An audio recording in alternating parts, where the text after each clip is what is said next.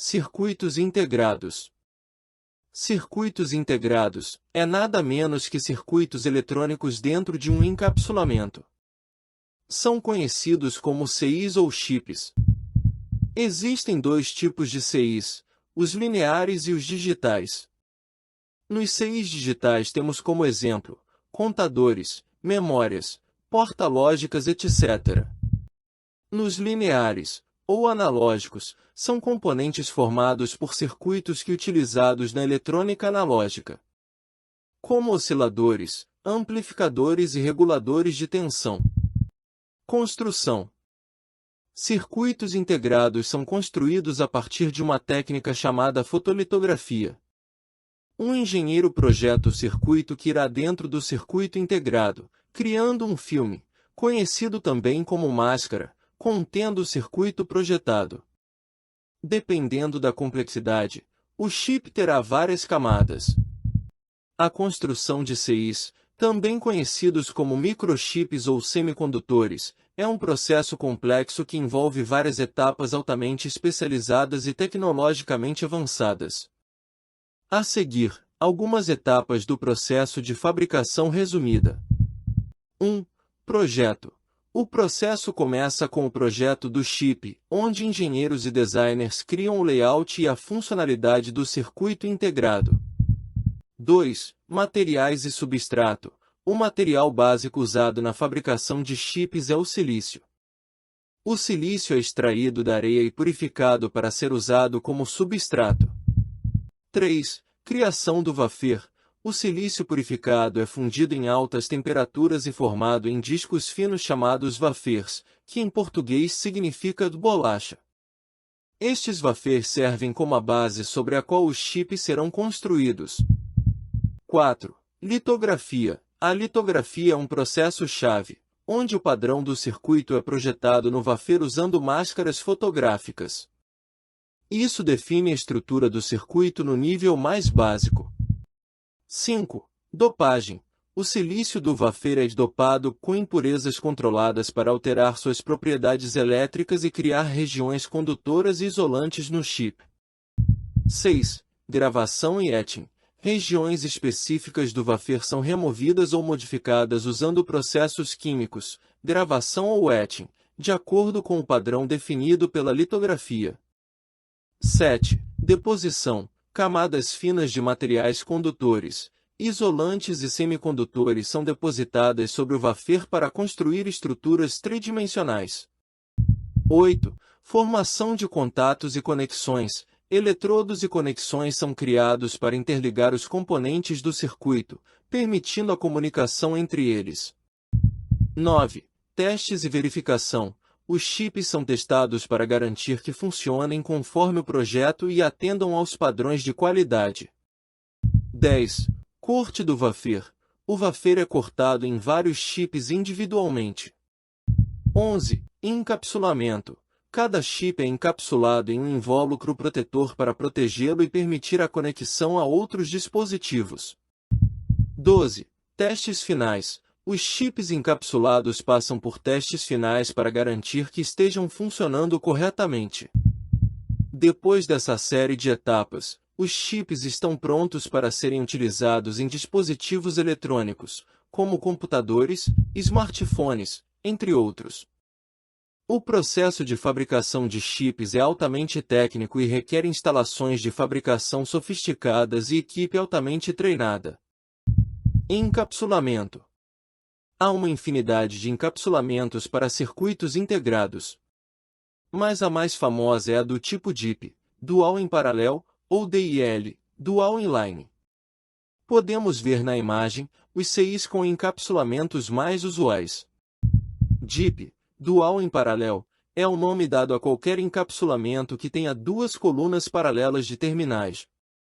Pode ser seguido pelo número de pinos existentes, tipo DIP 16P, para CIs com 16 pinos.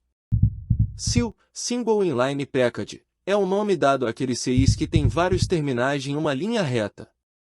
Lembrando um pente. DBS, DIL Bent SIL, assim como os SILS, tem vários terminais em uma linha reta. Porém, Alguns desses terminais são dobrados e soldados à placa formando duas linhas paralelas. QIP, Quad Inline Package, são CIs do tipo DIP, mas também com alguns terminais de lado dobrados que, ao serem soldados na placa, formam um total de 4 linhas paralelas. Como na imagem. MPF, Medium Power Package Wi-Fi FIN, pode possuir o encapsulamento do tipo SIL ou DBS, usado por circuitos de média potência.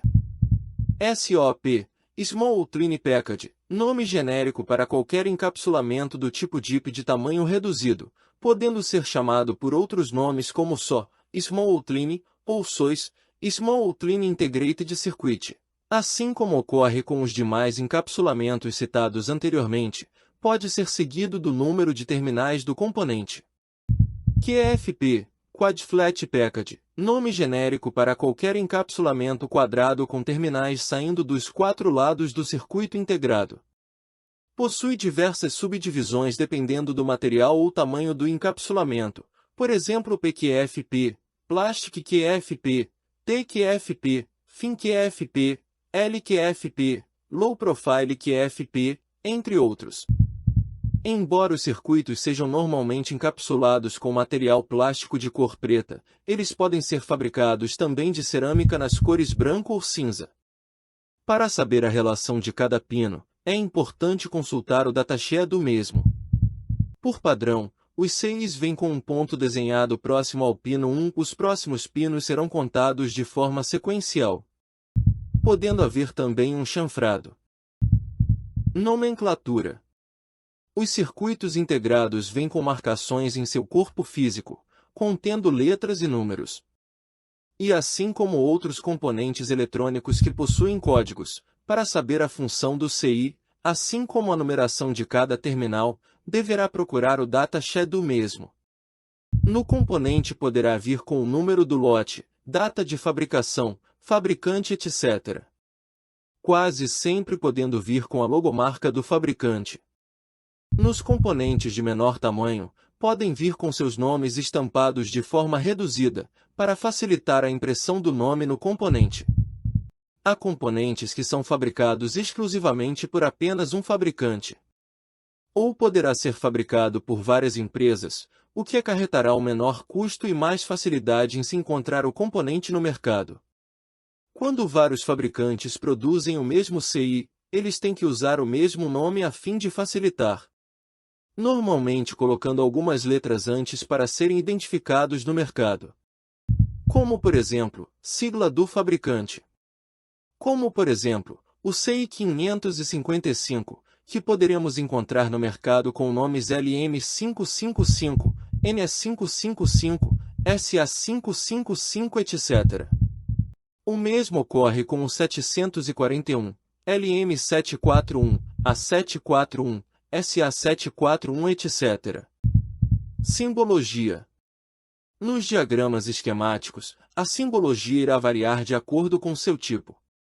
Por exemplo, com circuitos integrados de amplificadores operacionais, será usado o símbolo de amplificador operacional. Normalmente vem com o número do terminal ao lado de cada entrada ou saída do componente. Com circuitos integrados com portas lógicas, que possuem em seu interior, serão usados símbolos de portas lógicas, colocando o número ao lado de cada terminal que serve para identificar. Em alguns casos, ele virá representado por um desenho retangular com o desenho dos terminais e suas identificações, como por exemplo, um circuito integrado com 10 terminais, tendo o desenho de um retângulo e 5 terminais de cada lado. Essa representação deve ser evitada, pois devemos considerar os símbolos que eles possuem em seu interior. Então por hoje é só, pessoal. Espero que gostem do vídeo. Se sim, deixe o like para nos ajudar. Inscreva-se para acompanhar os próximos vídeos. Se possível, compartilhe com seus amigos. Um grande abraço e até mais!